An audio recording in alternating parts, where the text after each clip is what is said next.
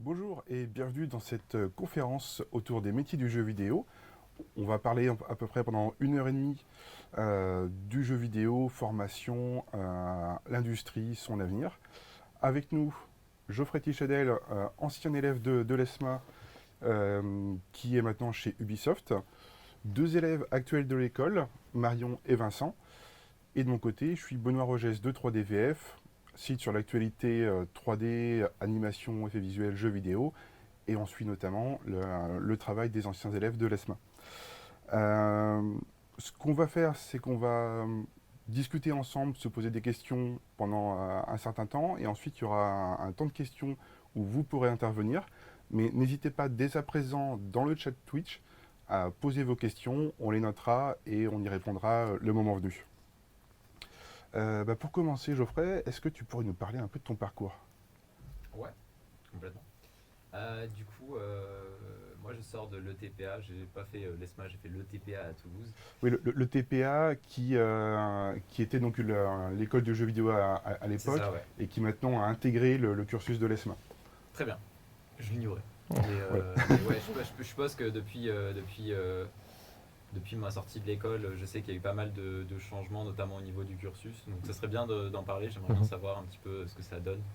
Euh, ouais, du coup j'étais à l'ETPA de 2016 à 2019.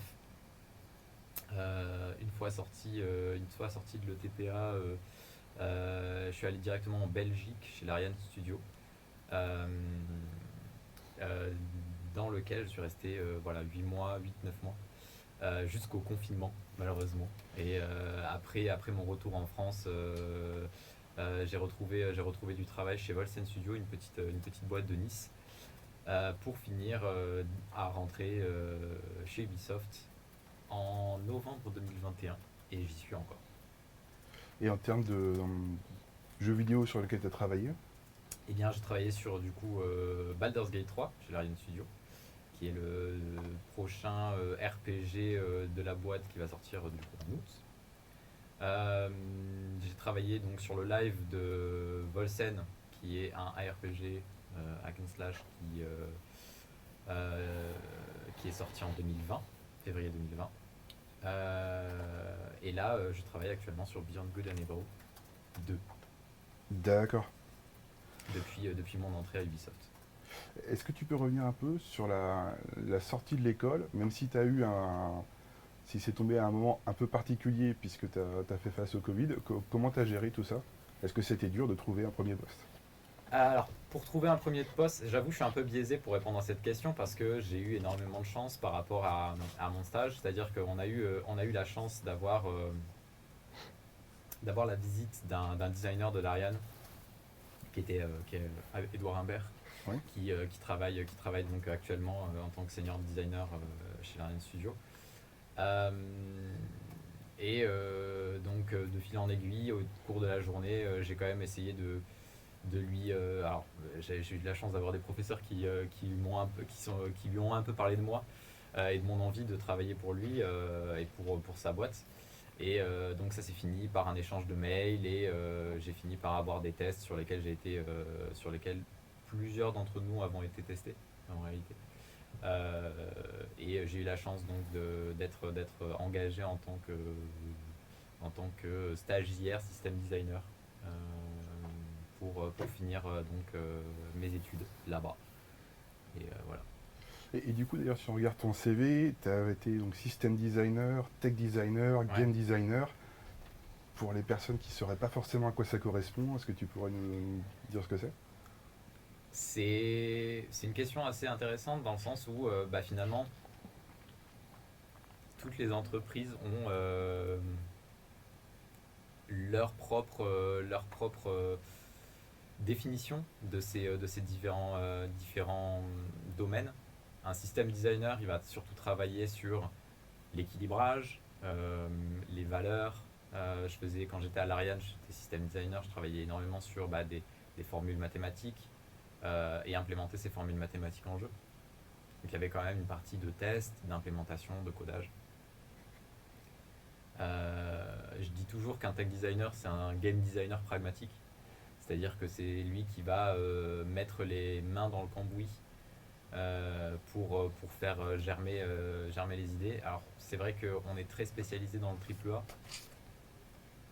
mais donc on a vraiment dans le triple A Ubisoft, en tout cas on a vraiment des designers qui font que de la doc et des designers qui sont plus orientés techniques, donc les tech designers qui sont plus à même à mettre les mains dans le moteur, à prototyper des choses, à faire marcher des choses, et voilà. Triple A étant donc les jeux à très gros budget, C'est ça. typiquement ce que fait Ubisoft. Ouais, tout à fait. Euh, Après ton premier poste, donc tu as été amené à changer de studio. Ouais. Est-ce que le réseau a été important? Est-ce que les anciennes connaissances de l'école, ça a joué? Alors, pour le coup, pour ma part, non, mais le réseau est très très très important. Alors moi, comme je l'ai dit, j'ai eu beaucoup de chance, dans le sens où j'ai commencé avec un studio qui a une certaine renommée. Là, un studio aujourd'hui, c'est quand même l'un, si ce n'est le meilleur studio de jeux vidéo au monde en termes de RPG. Euh, donc c'est sûr que sur le CV, ça aide beaucoup. Euh, donc c'est globalement comme ça que j'ai eu mes embauches suivantes, notamment celle de Ubisoft. Euh, mais effectivement, donc le réseau c'est quelque chose de très important dans le sens où bah, c'est comme ça qu'on va être au courant des embauches un petit peu plus tôt que les autres, être compétitif dans le sens où on va être au courant de ce qu'il faut ou ce qu'il ne faut pas mettre dans son CV ou ce qu'il faut ou ce qu'il ne faut pas dire dans les entretiens. Donc on a une vision, et ça c'est pour les élèves qui vont sortir, ceux qui ont déjà interagi avec des gens de l'extérieur, qui sont directement dans le secteur, ils ont déjà une vision de comment ça se passe, entre guillemets, à l'intérieur du studio, de qu'est-ce qu'on peut attendre d'eux, si ils discutent suffisamment longtemps avec un designer ou autre. Et du coup, est-ce que toi, ça t'est arrivé d'aider des personnes qui voulaient entrer dans un studio où tu étais ou alors dans lequel tu étais placé? Bah, typiquement, j'ai deux collègues qui sont aujourd'hui à Ubisoft, qui viennent de ma promo et qui ont été engagés suite à une recommandation que j'ai fait auprès de mes supérieurs. Donc c'est sûr que le réseau, pour le coup, ça les a un petit peu aidés. Après, bon, ils ont bien évidemment su faire leurs preuves, parce qu'ils sont tous les deux en CDI. Ouais. Euh, donc, alors, fun fact, ils ont d'ailleurs eu leur CDI avant moi. Donc ça aussi, tu vois, ça prouve quand même ils ont une certaine, euh, un certain savoir-faire. Mais du coup, effectivement, le réseau, ça aide. Parce que du coup, là, côté Ubisoft, l'approche classique va être d'entrer avec un CDD, puis de passer en CDI? Ouais, l'approche classique, c'est vraiment CDD de 6 mois renouvelable 2 fois. Ouais. Puis CDI. Alors après, ça joue en fonction de comment ça se passe dans le studio. Comme je le disais tout à l'heure, c'est soit toute vanne ouverte, soit toute vanne fermée. Il n'y a pas d'entre-deux à Ubisoft, ou du moins, c'est pas ce que j'ai pu constater. Soit on embauche beaucoup, soit on n'embauche pas du tout.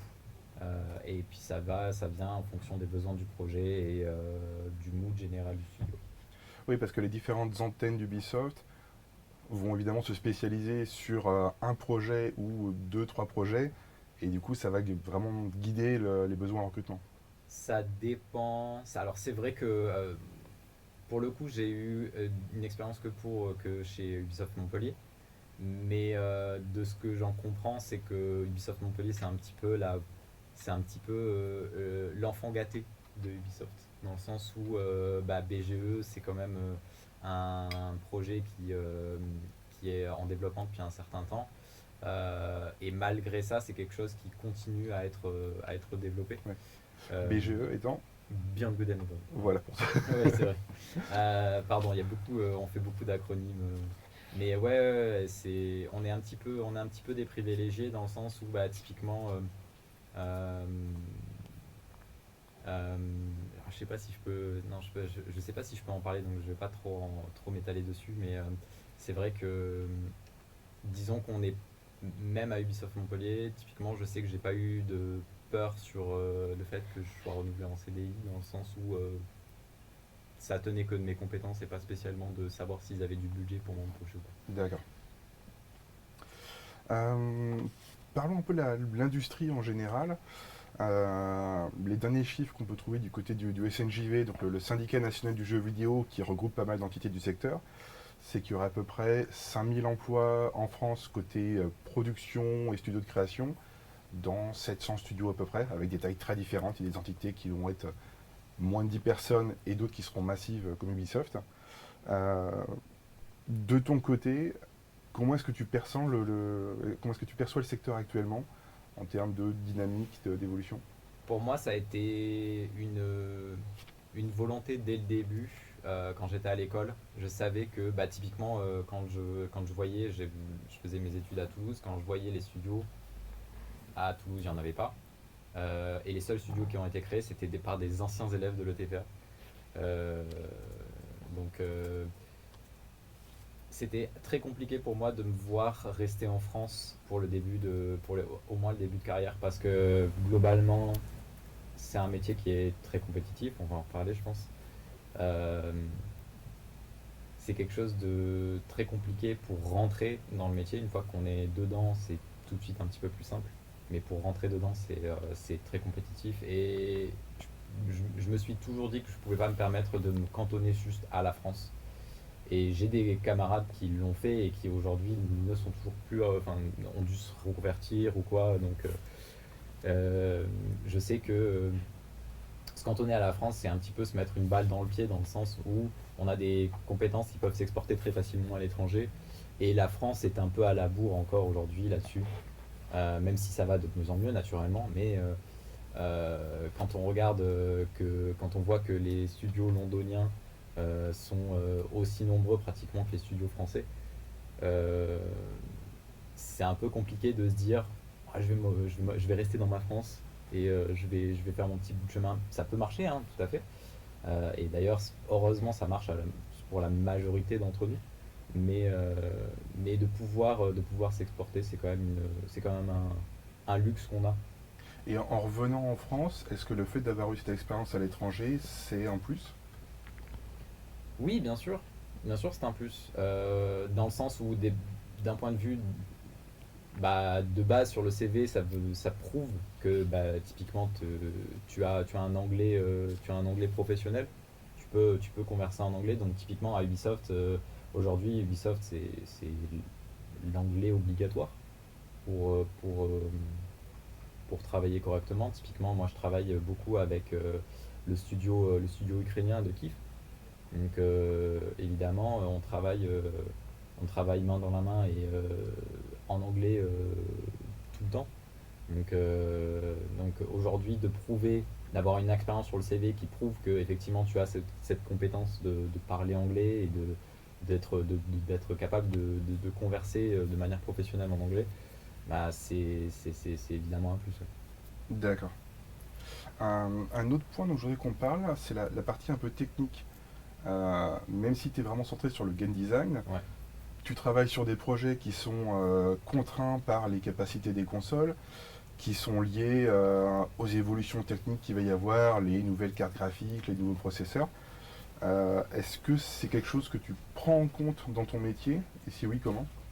Alors, réponse courte, non. D'accord. C'est quelque chose qu'on ne prend pas spécialement en compte, mais c'est quelque chose qu'on garde dans un coin de notre tête. Alors, en vrai, moi, dans mon quotidien, je ne le prends pas spécialement en compte parce que je fais du design et que ce qui m'importe, c'est l'expérience utilisateur. Quand il s'agit de prototyper des choses, évidemment qu'on va le prendre en compte dans le sens où on va pas faire typiquement des fonctions un peu trop gourmandes, ou on va pas utiliser des technologies qui demandent d'appeler d'autres technologies et qui risquent de causer des pertes d'image. Donc, euh, donc, il faut le prendre en compte. Maintenant, aujourd'hui, je le fais pas spécialement dans mon quotidien, mais c'est une contrainte quoi qu'il arrive, hein. Dans tous les cas, nous on travaille pas spécialement sur Switch, mais typiquement si on travaillait sur Switch, ça serait une grosse contrainte du projet. Mais ça fait partie des contraintes comme n'importe quelle autre contrainte. D'accord. Une autre évolution qu'il peut y avoir, ça va être en termes de mode, entre guillemets, de game design. On l'a vu il y a déjà pas mal d'années avec l'apparition des mondes ouverts qui ont vraiment bouleversé le secteur. Est-ce que c'est quelque chose qui te parle? Est-ce que tu vois des tendances actuellement? Ouais, bien sûr. Bien sûr, bien sûr. C'est justement ce qu'on essaye de combattre au quotidien, l'aversion à la Ubi Formula, comme les gens l'appellent. Ce monde ouvert un petit peu sans âme, qui nous demande de faire des quêtes, et en fait cette quête ça ressemble à une liste de courses. Donc c'est quelque chose aujourd'hui qu'on essaye de combattre. C'est une vision un petit peu au début de l'open world, et que aujourd'hui on veut rendre plus immersif. Euh, et euh, et c'est vrai que c'est quelque chose qu'on essaye de tacler au quotidien. C'est beaucoup plus dans mon quotidien que les problématiques techniques. C'est le fait de voir ce qui se passe à côté, voir ce qui se fait à côté, qui marche bien à côté. On fait énormément de benchmark, dans le sens où on regarde énormément de jeux qui ont bien marché, de mécaniques qui marchent bien dans les jeux. Euh, donc ouais. Avec peut-être du coup des compromis à faire entre les impératifs du studio, de la personne qui sera en charge de la direction du jeu, peut-être des envies personnelles que tu auras. Faire des compromis, c'est clairement le quotidien d'un designer. Donc ouais, effectivement, euh, le but c'est d'implémenter la vision du directeur, en étant aussi, en amenant son expérience, en amenant sa vision des choses, naturellement. Tout design est propre à celui qui le design, hein. C'est vraiment, tu mets un petit peu de toi-même dans le design, tes envies, ce que tu trouves intéressant, ce que tu trouves pertinent. Tu dois jouer, tu dois jongler avec, typiquement les contraintes du projet, les contraintes du directeur, et surtout, aussi et surtout, ça c'est une des grandes leçons que j'ai appris quand je suis arrivé dans le métier, c'est les contraintes de temps et de ressources. C'est-à-dire que tout est affaire de ressources, tout est affaire de ok, est-ce que ça on peut le faire, c'est cool, mais est-ce que c'est assez cool pour qu'on alloue un certain nombre de personnes, de man-hour comme on dit, à ce truc qui paraît cool, mais on ne sait pas si finalement, au final, ça serait rentable de mettre Ouais. autant de temps ou autant de personnes là-dessus. Oui, c'est un peu la réflexion qu'on peut aussi avoir en tant que joueur ou joueuse à la fin, quand il y a un gros projet qui sort. On voit un détail, on fait c'est génial, mais ils y ont passé beaucoup de temps alors qu'ils auraient peut-être pu l'attribuer ailleurs. Exactement. Moi, je suis persuadé qu'on on peut faire le jeu parfait, on peut tout faire dans le jeu, on peut tout faire, mais juste, faut choisir ses batailles, et c'est à faire ok, où est-ce qu'on met notre focus, et sur quoi on veut mettre l'accent, sur quoi est-ce qu'on veut que le joueur il s'arrête et il dise ça c'est cool. D'accord. Est-ce que tu pourrais aussi nous donner une idée de ton quotidien, ou peut-être une journée typique ou une semaine typique? À quoi ça ressemble concrètement? Euh, Ouais, je peux essayer de résumer ça sans essayer de trop dévoiler du projet, mais globalement, moi, ce que je fais, c'est que euh, je vais m'occuper de j'essaye de trouver une formulation sans trop break mon NDA. Oui, l'idée c'est pas Euh, de parler du jeu ouais, lui-même, mais ouais, plus tout à fait. comment ça se passe de ton côté. Moi, je m'occupe de certains éléments du jeu, avec une petite équipe, donc l'équipe ukrainienne de Kiev. Et je vais m'occuper de certains de ces éléments, et puis je vais essayer de les rendre. Mon quotidien, c'est de communiquer avec les différentes équipes pour faire en sorte que ces éléments-là, ils ont la belle gueule, la bonne animation, qui soit affordant pour le joueur, surtout que le joueur, quand il voit, il dit putain, ce truc-là, il fait ça.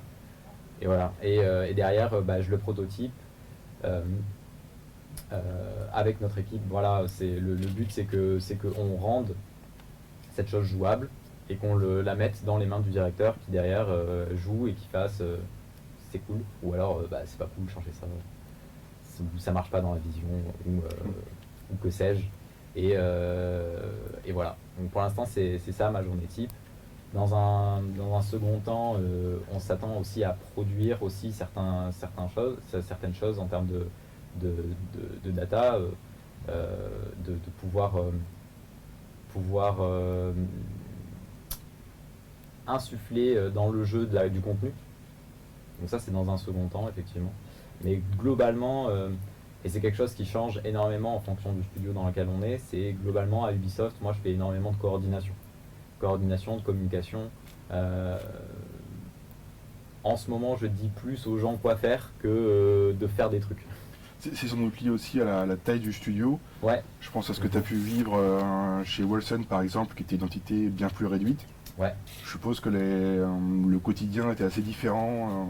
Ouais, c'est exactement ça. Et puis même à l'Ariane aussi, le quotidien était relativement différent. C'est-à-dire que dans Volsen, c'était une petite boîte indé, entre guillemets. Donc, même si on était 70-80, donc ça commençait déjà à faire un beau studio. On avait quand même une équipe avec laquelle on communiquait, mais on faisait énormément de choses nous-mêmes. C'est-à-dire que moi, si je devais prototyper une attaque ou un mob ou que sais-je, je prenais un truc déjà existant, je bidouillais dans l'engine, je mettais les bonnes valeurs, les bons trucs, et puis je faisais tiens, amuse-toi, puis je mettais ça dans les mains du creative director. Là où par exemple à l'Ariane, on avait. Alors à l'Ariane, c'était marrant parce qu'on était vraiment anti-meeting. Là où par exemple à Ubisoft, on a un petit peu ce délire de réunionnite où on passe des heures et des heures dans des meetings à expliquer à tous ce que chacun doit faire et que comment on doit le faire et que combien de temps ça va prendre. Il faut tout scoper. À l'Ariane, c'était un petit peu plus organique. On avait ce délire de je te propose une idée, je te fais un one-pager, tu regardes, tu analyses, tu me dis si c'est bien, et puis après je la prototype, puis je te montre, on voit ça ensemble. Mais il y avait quand même un échange qui était super structuré, même si c'était organique. Voilà, à contrario, Volsen c'était très très organique, où on faisait nos trucs de notre côté, on essayait de montrer un petit peu comment ça marchait. Après c'était sur un live service, donc c'était un petit peu différent. On n'était pas en production, on essayait de renouveler l'expérience de jeu au quotidien des joueurs. Donc il y avait un petit côté différent aussi, parce qu'on n'était pas dans le même état de la prod. D'accord. Peut-être pour parler encore un peu plus de la partie sortie d'école, une question que se posent sans doute pas mal de gens, on gagne combien dans le jeu vidéo? C'est une question qui est super importante, c'est une question qu'on ne s'est pas spécialement posé à la sortie. On s'était dit, alors nous quand on était à l'école, on se disait, enfin nos profs nous disaient si vous êtes là pour la thune, c'est mort. Vous allez faire des heures super longues et vous allez être payé au lance-pierre. Heureusement, c'est pas tout à fait le cas, ou c'est plus tout à fait le cas, on va dire. C'est-à-dire qu'on travaille de moins en moins en crunch. Donc je sais que j'en ai fait un à l'Ariane typiquement, mais typiquement, tu vois, à Ubisoft, on n'en fait pas, ou on en fait de moins en moins, où on essaye d'en faire le moins possible, on va dire. Donc c'est une évolution notable. Et pour ce qui est du salaire, personnellement, j'ai toujours été content de ce que je gagnais.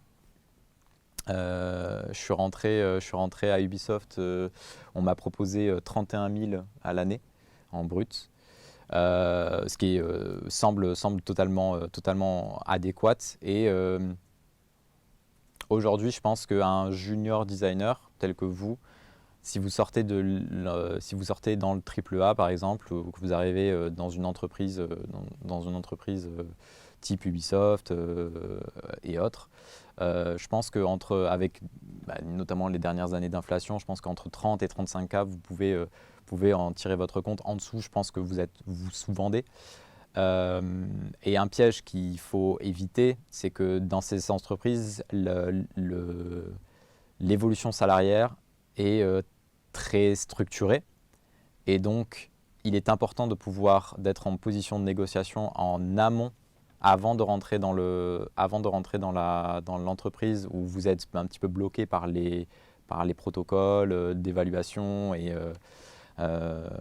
il est plus intéressant de sortir, d'entrer avec un salaire un petit peu plus élevé plutôt que de se dire ouais, j'ai un salaire pourri pour l'instant, mais ça va monter vite.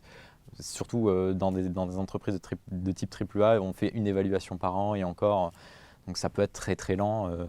Je suis rentré à 31K, on a eu des revalorisations incroyables et pourtant je suis encore à 34 et quelques avec l'inflation. Donc c'est très très lent, on va se dire, dans ce sens-là. Là où, par exemple, dans les entreprises un petit peu plus... dans l'indé, par exemple, on va être peut-être, ça va peut-être mieux se passer dans ce sens-là, où on va peut-être évaluer votre position parce qu'on a plus besoin de vous, dans le sens où, par exemple, vous allez peut-être être le seul designer de l'équipe. Donc, il faut savoir aussi dire, OK, je suis essentiel à l'équipe. Maintenant, comment est-ce que vous avez décidé de me valoriser? Et par valoriser, on parle bien de rémunération. Là où typiquement il y a beaucoup de gens à Ubisoft, s'ils veulent gagner, et c'est le cas, hein, on a une énorme fuite de talent à Ubisoft, c'est pas neuf d'ailleurs, et c'est en continu. Si on a une fuite de talent, c'est parce que typiquement pour changer de grille salariale, il faut quitter l'entreprise, il faut demander un salaire qui est supérieur à une autre boîte qui jugera votre salaire en fonction de votre expérience et non pas en fonction d'une grille qui est beaucoup trop lente comme celle d'Ubi. D'accord. Donc bien, en tant qu'employé, pas hésiter à changer de studio si on veut avoir un meilleur salaire. En ce moment, c'est un petit peu la mode qui se dégage. C'est que effectivement, si on veut avoir un meilleur salaire, d'ailleurs, c'est un petit peu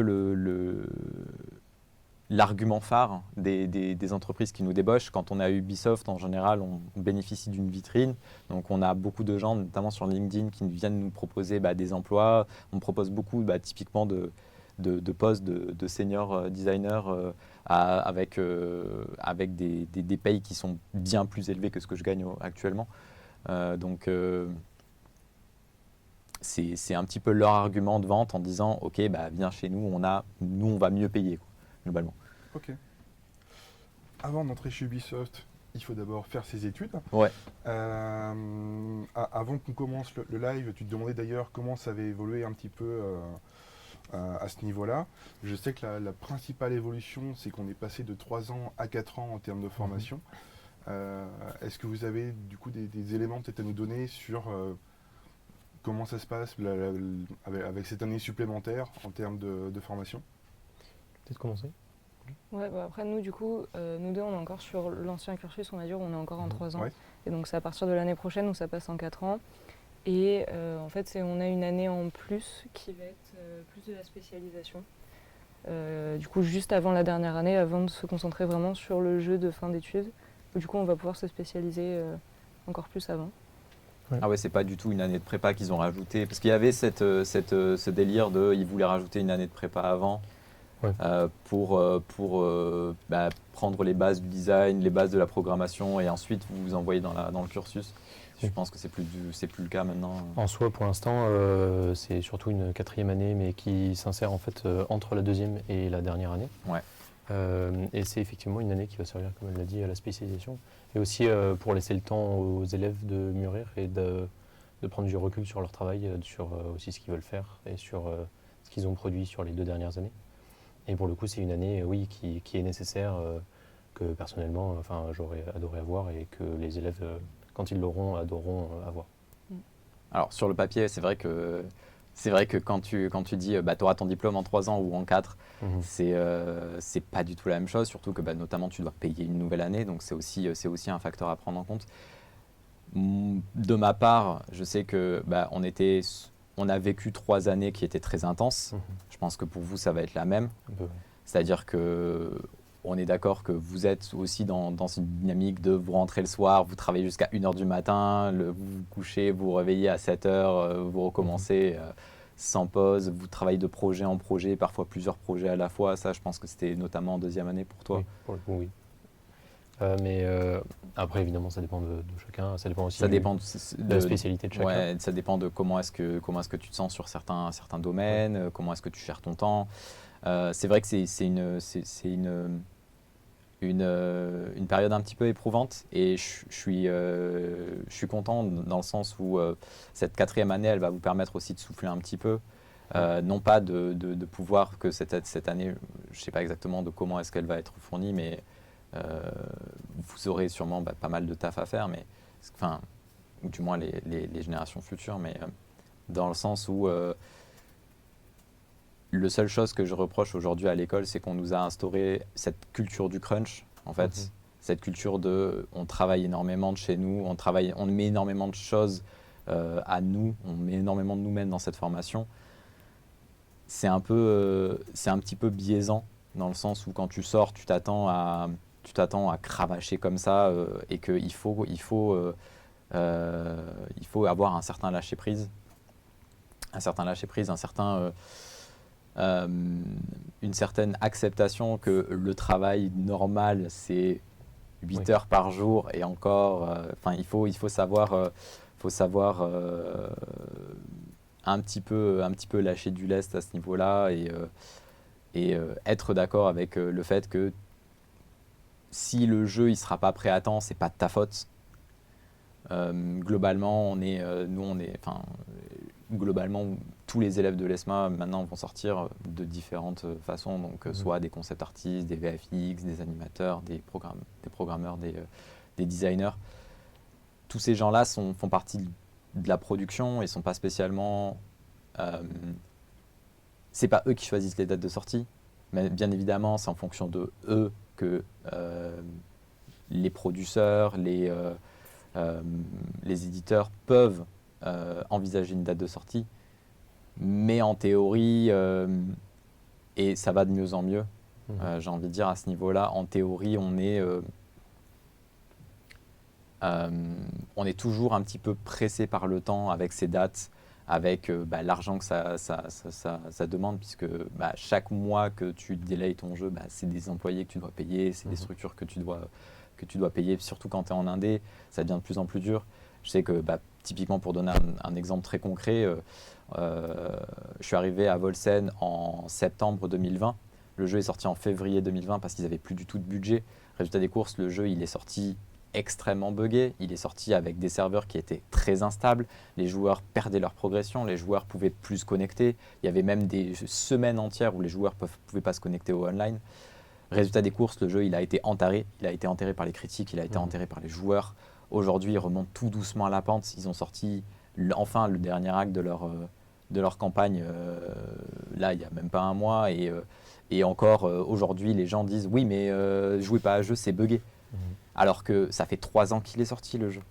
Donc, il vaut mieux, et ça, c'est quelque chose que nous a appris Volsen, que nous a appris New World, que nous a appris toutes les productions, toutes les super productions. Pour citer une production Ubisoft, ce qui nous a pris Breakpoint, qui est sorti en 2020. Ces productions qui sont bonnes, dans le sens où ils ont un bon design, c'est des gens qui sont talentueux derrière quand même. C'est une équipe qui est bourrée de talent, qui sait faire les choses, mais qui derrière livre un jeu à une qualité médiocre parce qu'ils sont pressés par le temps et que du coup le jeu il est buggé, et un mauvais jeu en sortie, c'est un mauvais jeu, point. Ouais. Et du coup, c'est important de faire en sorte que les entreprises elles continuent à évoluer dans le sens où ils sortent le jeu quand ils sortent le jeu. Et ça, c'est quelque chose que typiquement j'ai beaucoup apprécié à l'Ariane. À l'Ariane, on a notre porte-parole qui est donc le CEO, donc Sven Ving, qui est le CEO de la boîte. C'est lui qui fait la communication, c'est lui qui fait globalement, qui chapeaute tout. Lui, il a dit, quand j'ai été à l'Ariane, il a dit le jeu il sortira quand il sortira. Il sortira quand il sera prêt, point. Il sortira pas avant. On fera un early access qui dégagera un petit peu les grandes avancées. Donc il a commencé à sortir avec un set de classes qui était très réduit, puis on a ajouté des classes au fur et à mesure. Là, il a annoncé une date de sortie, mais c'est parce qu'il est confiant. Et aujourd'hui, typiquement, mis à part quelques petites erreurs par-ci par-là, des petits bugs d'affichage ou des conneries comme ça, le jeu, je sais que typiquement, il sera de bonne qualité. Il n'aura pas de crash, ou du moins très peu. On veut plus aujourd'hui, et c'est grâce notamment à ce qu'a pu produire Cyberpunk. C'est grâce à ce jeu-là qu'aujourd'hui on en est là où on se dit ok, sortons les jeux finis d'abord, et puis après on voit. Ouais, ce qui est une décision délicate aussi en tant que studio, d'autant plus quand on est une très grosse structure comme Ubisoft, Ouais. avec Ouais. derrière des investisseurs, des gens à qui on doit rendre des comptes tous les trimestres au niveau boursier. Ça, ça fait aussi écho à ce qu'on voit aussi nous côté 3DVF sur la partie effets visuels, avec des films dont la date de sortie est déjà arrêtée. Et derrière le studio qui va demander aux artistes de faire un changement de dernière minute, parfois très tardivement. Ouais. Une autre question que j'avais plutôt pour vous deux, comment est-ce que vous avez su que vous vouliez travailler dans ce milieu et que c'était fait pour vous? Parce que aimer les jeux vidéo en général, c'est une chose, mais aimer les faire, c'est pas tout à fait la même chose. C'est sûr. Moi, du coup, de base, j'étais venue pour faire du cinéma d'animation à l'ESMA. Donc, j'ai fait la prépa pour le cinéma d'animation. Et je savais pas encore que le jeu vidéo, ça existait, entre guillemets. Je m'étais jamais vraiment penchée dessus. Et du coup, forcément, quand je suis rentrée dans l'école, j'ai rencontré des personnes qui étaient dans le cursus jeux vidéo. J'ai pu parler avec des profs, etc. Et petit à petit, ça m'a intéressée. Et du coup, j'ai fini par venir dans le cursus jeux vidéo. D'accord. Et donc oui, tu as pu sans trop de problèmes Ouais. passer de l'un à l'autre. Oui. Et toi? Et un peu de la même manière, moi j'étais intéressé par le milieu du cinéma d'animation plus ou moins, parce qu'au lycée je commençais déjà la 3D par moi-même, et puis plus ou moins la programmation, etc. Mais je m'étais jamais vraiment aussi rendu compte qu'il y avait les métiers du jeu vidéo qui existaient. J'ai été du coup attiré par l'ESMA qui rayonne énormément, enfin l'ESMA 3D qui rayonne énormément.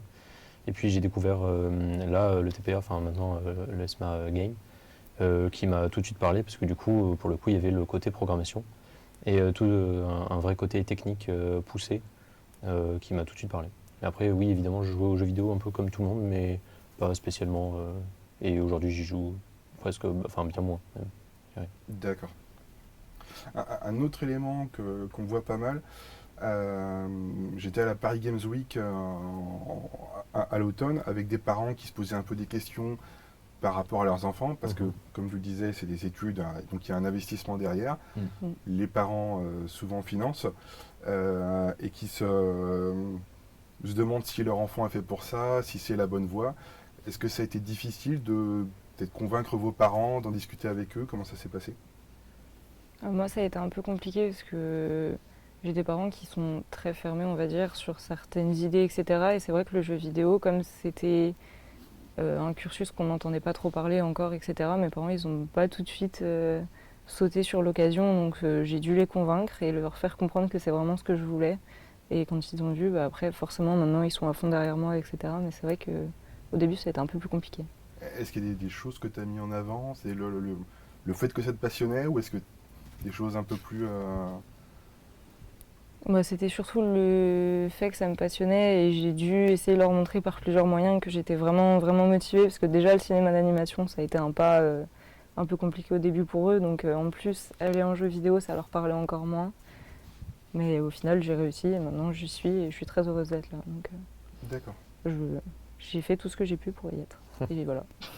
Et de ton côté? Moi, ils connaissaient absolument rien du tout aussi. Et puis c'est en venant pour le coup au JPO, en parlant avec des professeurs du coup, en parlant avec du coup des professionnels du jeu vidéo aussi, qui ont compris que c'était déjà un vrai métier, enfin plusieurs vrais métiers d'ailleurs, que c'était une vraie industrie, qu'en plus Montpellier c'était aussi il y avait des offres d'emploi, il y avait des studios, que ça existait.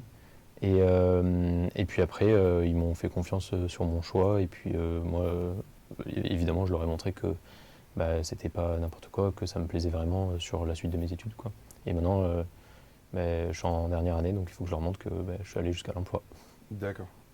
Oui, tu disais d'échanger avec des gens du milieu, donc c'est lors des JPO qu'ils ont peut-être pu discuter avec des gens, un peu comme on le fait maintenant, où ils ont pu voir que concrètement c'était un vrai métier, entre guillemets. Oui, parce que évidemment, nos professeurs, il y en a une partie qui ont travaillé dans l'industrie du jeu vidéo, une partie pas forcément, parce que on a des métiers qui ne sont pas forcément totalement du jeu vidéo. On a aussi eu des cours de culture, des mouvements artistiques, de la narration, etc. Donc c'est pas propre du tout aux jeux vidéo. Mais ils ont parlé avec des professionnels qui connaissent l'industrie et qui ont dit oui, enfin, aujourd'hui, il y a des offres d'emploi, aujourd'hui, il y a une vraie industrie de jeux vidéo, des gens qui s'y connaissaient. D'accord. Une autre question que se posent peut-être les élèves potentiels. Aujourd'hui, on a du YouTube, on a du Twitch, avec des gens qui montrent comment créer du jeu vidéo. Il y a énormément de tutoriels en ligne qui sont gratuits. Qu'est-ce qui fait que vous avez quand même choisi de passer par une école? Est-ce qu'il y a eu cette tentation de tenter l'aventure en solo? Peut-être. Ok. Oui, alors aujourd'hui, surtout dans ce milieu-là, il y a la quasi-totalité des informations sur les métiers sont trouvables évidemment en ligne. Enfin, surtout le côté technique, c'est-à-dire on a des logiciels à apprendre. Et les logiciels, on peut les apprendre sur Internet, oui. Après, il y a toute une partie qui vient, c'est de la culture G, c'est des références. Et comme je disais, c'est de la culture aussi tout à fait générale, des cours artistiques, qu'est-ce qui s'est fait dans le passé. Ça, déjà, on ne peut pas forcément l'avoir par nous-mêmes. Et puis, travailler sur des projets et avoir derrière l'avis d'un professionnel qui va nous dire qu'est-ce qui n'allait pas sur le résultat final, qu'est-ce qui n'allait pas sur notre process de création. C'est pas du tout la même chose que faire quelque chose chez soi dans sa chambre. Et je dirais même aussi que c'est se lancer dans des études comme ça, par soi-même, chez soi, sans personne derrière, ça demande une motivation énorme, une passion énorme. Surtout une discipline. Et une discipline, ça sera... c'est pas parce que les données sont disponibles qu'on peut en faire les mêmes choses. Oui. Voilà. Ouais. Mais par contre, évidemment, nous, dans nos études, l'école nous ouvre la porte en nous permettant d'apprendre ce qu'on veut, les logiciels dont on a besoin, etc. Par contre, derrière, c'est aux élèves d'aller apprendre, d'aller fouiller, d'aller apprendre ce qu'ils veulent apprendre pour faire les jeux qu'ils veulent faire. Parce que c'est infini et on pourra toujours aller creuser plus loin pour découvrir des nouvelles choses, des nouvelles manières de créer et des nouveaux médiums. D'accord, donc finalement tu gardes la liberté que tu pourrais avoir en faisant ça hors école, mais en ayant quand même un encadrement, un guidage et du coup des retours. Attention, là ta méthode de travail, ça va pas. Et surtout, je vais rajouter un truc à ça, mais surtout un réseau. Parce Aussi, qu'aujourd'hui, ouais, l'ESMA, aussi, c'est un Discord d'alumni qui est extrêmement actif, qui poste des offres d'emploi tous les jours. C'est des gens qui... c'est un groupe finalement, un groupe, une communauté qui se partagent les choses parce qu'ils viennent du même endroit, ils ont vécu la même chose et tout de suite ça crée des liens. Là, l'école, vraiment ce que ça apporte, effectivement tu l'as dit, ça apporte vraiment une vision de professionnel, ça apporte des feedbacks sur ton travail. C'est-à-dire que pour donner mon expérience personnelle, j'ai passé toute ma scolarité à me ramasser sur tous les projets possibles pour savoir quelles sont les erreurs à pas reproduire et qu'est-ce que je pouvais, sur quel point je pouvais vraiment grandir et m'améliorer. Et on a mis ça en place, typiquement pour le projet de 3e année, il s'est super bien passé. Donc on est très content d'avoir la possibilité d'avoir cette culture pratiquement de l'échec qui sont en mode genre le jeu vidéo c'est un processus itératif. Donc c'est un processus dans lequel tu vas te gourer encore et encore et encore jusqu'à ce que tu vas tomber sur la bonne formule, jusqu'à ce que tu vas tomber sur le bon truc qui marche bien, qui est fun. Donc c'est important pour les élèves d'avoir ce cadre où les profs sont bienveillants, alors dans la majorité, et sont bienveillants dans leur feedback, dans leur appréciation et dans l'envie de vous voir grandir en termes de développeur finalement de jeux vidéo, puisque je sais pas exactement quels vont toi tu n'es pas encore spécialisé. Non, mais j'ai des idées peut-être un peu plus... Ouais, c'est quoi qui t'intéresse? Plus tout ce qui est niveau 3D, etc. Ouais, ok. Et toi Vincent? Moi pour le coup tech artiste du coup. Tech artiste. Qui est un métier un peu inconnu je pense, mais... Et du coup, est-ce que tu pourrais nous dire ce que c'est pour les personnes qui connaissent pas forcément? Alors, du coup, c'est une branche de métier qui va être vraiment, pour le coup, artistique, mais qui va demander des connaissances techniques, que ce soit des connaissances du moteur déjà, et qui va demander, par exemple, un bon exemple, ça va être les VFX, donc les effets visuels dans le jeu vidéo. Ça a pour but d'être joli, ça a pour but d'habiller, que ce soit une animation d'un joueur ou n'importe quel élément d'une map.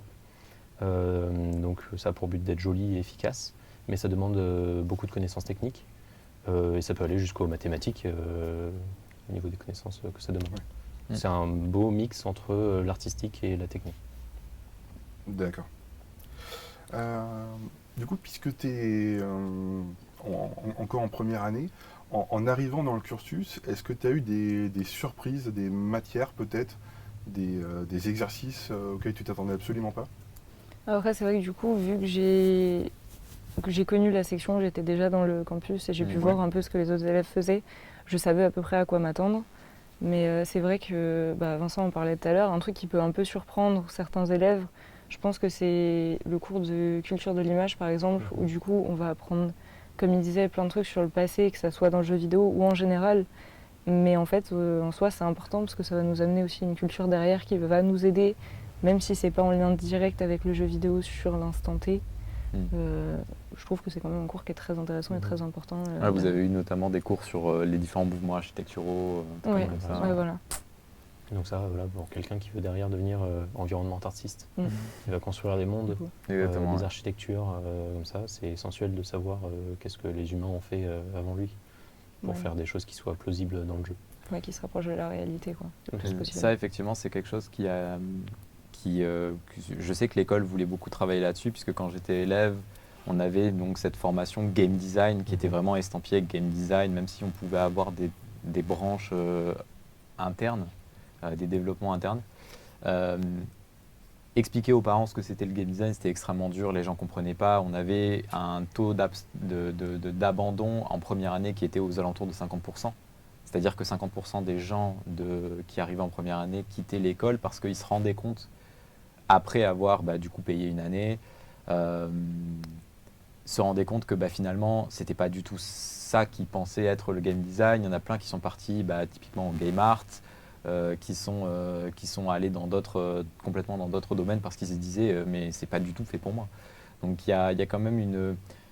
je sais pas si ça s'est amélioré depuis le temps, où il y a une volonté quand même d'instruire les nouveaux élèves avant qu'ils entrent dans l'école en mode voici ce que tu t'apprêtes à faire.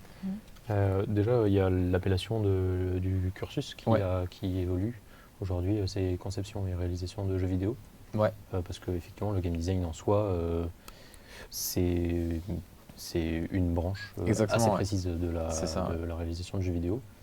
Et pour vous dire, moi, dans ma classe en dernière année, j'ai une ou deux personnes qui veulent devenir game designer, mais les autres qui veulent devenir, comme tu disais, 3D artiste, tech artiste, graphic artiste, cara artiste, toutes les autres branches. Et je rajouterais même à ce que tu disais qu'il y a beaucoup aujourd'hui d'élèves, enfin beaucoup non, mais même un, je trouve que c'est trop, qui rentrent en n'ayant pas fait la différence entre faire et jouer à des jeux vidéo, et qui s'en rendent compte après y être, et il faut bien faire cette différence-là. Ça n'a absolument rien à voir, vraiment rien. Évidemment, jouer à des jeux vidéo aide à en faire, pour savoir ce qui se fait, mais ça n'a rien à voir. Oui, c'est pour ça que la Paris Games Week, justement, le conseil que donnaient un peu les équipes aux parents, c'est que les futurs élèves potentiels n'hésitent pas à mettre un peu les mains dedans, expérimenter un peu, pas forcément pour apprendre et donc pas forcément comme alternative à l'école, mais pour se dire ok, effectivement, ce truc-là, ça me plaît, j'aime bien construire et peut-être plus telle branche que telle autre. Il y a beaucoup de choix après pour ceux qui veulent se lancer. On a énormément de solutions pour commencer un petit peu à bidouiller du jeu vidéo. Je pense notamment aux vieux RPG Maker ou t'as plein de je les ai plus en tête, mais t'as plein de systèmes sur lesquels tu peux itérer, tu peux commencer à créer des petites expériences, même si c'est des trucs nuls, mais au moins tu prototypes, tu programmes, tu fais un petit peu d'art, tu regardes si l'image elle est sympa. Donc il y a tout un pan où tu peux quand même avoir une certaine immersion avant de rentrer dans l'école. Et d'ailleurs, je pense que ça devrait être encouragé par l'école, des élèves qui veulent effectivement rentrer dedans, de donner un truc à faire avant de rentrer ou pour essayer de comprendre un petit peu comment ça se passe ou autre. Moi, pour le coup, je me souviens que des professionnels, ou du moins qui sont devenus mes professeurs après, m'avaient conseillé, m'avaient donné des références à aller voir, à les regarder, à aller juste regarder qu'est-ce que c'était, comment ça se faisait, pour essayer de comprendre exactement ce qu'on allait faire, comment ça se passait, et puis me faire une image plus précise de qu'est-ce que c'était l'industrie et qu'est-ce que c'était la réalisation de jeux vidéo. D'accord. Avec du coup peut-être des reportages, making-of, ce genre de choses? Des reportages, il y en a qui sont assez intéressants, mais il y a aussi, je pense à beaucoup de conférences de professionnels. Ouais. Il y a eu la GDC par exemple assez récemment dans le monde, et c'est des professionnels du jeu vidéo qui viennent parler de la production, souvent après la fin de production d'un jeu, et qui font des retours sur comment ça s'est passé. Et c'est hyper intéressant, mais que ce soit pour des élèves qui veulent rentrer, comme pour des professionnels, c'est hyper intéressant. Oui, et d'autant plus qu'il y a une partie, alors c'est une conférence payante à la base, mais ils ont une chaîne YouTube, vous cherchez juste GDC, et il y a beaucoup de conférences qui sont en accès libre, Oui. et c'est vrai que ça permet de Et après, plonger un peu dedans. c'est un exemple parmi tant d'autres. Hein. Ouais. Il y a- Bah, typiquement, les conférences de la GDC, ça nous est encore utile aujourd'hui dans le milieu. Quand on cherche un truc précis, parfois il y a vraiment des questions qui sont ultra précises, qui sont taclées par les guides de la GDC. On est en mode, c'est du pain béni, quoi. On sait déjà qu'il y a des gens qui se sont cassés la tête là-dessus. Donc, bah, c'est quand même assez agréable, quoi. Et puis, ouais, on a énormément de chaînes YouTube, de contenu qui vient à développer un petit peu l'image de ce que c'est qu'être développeur de jeux vidéo. Je pense notamment Game Next Door, Game Maker Toolkit, toutes ces grandes chaînes qui aujourd'hui vraiment décrivent vraiment très très bien ce que c'est. Et des reportages incroyables.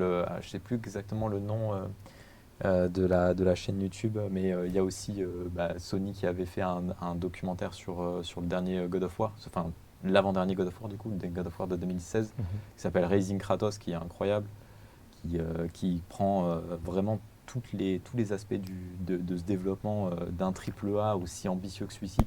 Donc, ouais. Ouais, puis c'est vrai que ça permet aussi peut-être d'enlever certains mythes autour de certains métiers du jeu. Ouais. Par exemple, on avait interviewé une concept artiste il n'y a pas très longtemps qui disait que finalement on avait un peu l'image de ces images très léchées qui sont mises en avant par les studios pour vendre le jeu, mais qui ne sont pas forcément représentatives de son quotidien, où une grosse partie du travail, ça va être de griffonner un truc en 5 minutes ou en 1 heure, qui va débloquer un truc en termes de ah oui, finalement tel bâtiment on va le construire autrement, ce genre de choses. Ouais, complètement. Ouais. C'est très utile pour le développement, dans le sens où typiquement, nous, ce qu'on utilise à Ubi, c'était vraiment des petites captures vidéo sur lesquelles on va mettre des petits gribouillis de personnages pour définir un petit peu qu'est-ce qu'il fait, comment est-ce qu'il fait. Un petit peu, on a une idée de l'animation, ça permet de donner l'idée un petit peu générale du mood à toute l'équipe, en fait. Et du coup, une fois que toute l'équipe est d'accord sur comment est-ce que ça va se passer, ils avancent tous dans la même direction, et c'est trop bien quand c'est le cas. Et j'irais même jusqu'à dire, si vous avez la moindre occasion enfin, s'il y a des gens qui sont intéressés par la formation, par l'industrie du jeu vidéo en général, s'ils ont la moindre occasion de contacter des étudiants ou des professionnels du jeu vidéo, qu'ils le fassent, ils se feront un plaisir de leur répondre et de répondre à leurs questions. Oui, et puis pas aussi hésiter de profiter des gros événements. Oui. Il y a certains événements qui sont assez visés, qui visent vraiment le secteur professionnel, donc qui ne sont pas forcément accessibles au grand public, mais sur des salons comme même la Paris Games Week, qui à la base est assez commercial, on va dire, c'est beaucoup de communication. Il y a quand même les petits stands de côté français avec les entreprises indées, où on a directement les équipes à qui on peut poser des questions. Et certains stands, je pense à Just Dance, il y avait une scène dédiée, et en fait, ils mettaient en avant les équipes qui travaillaient dessus.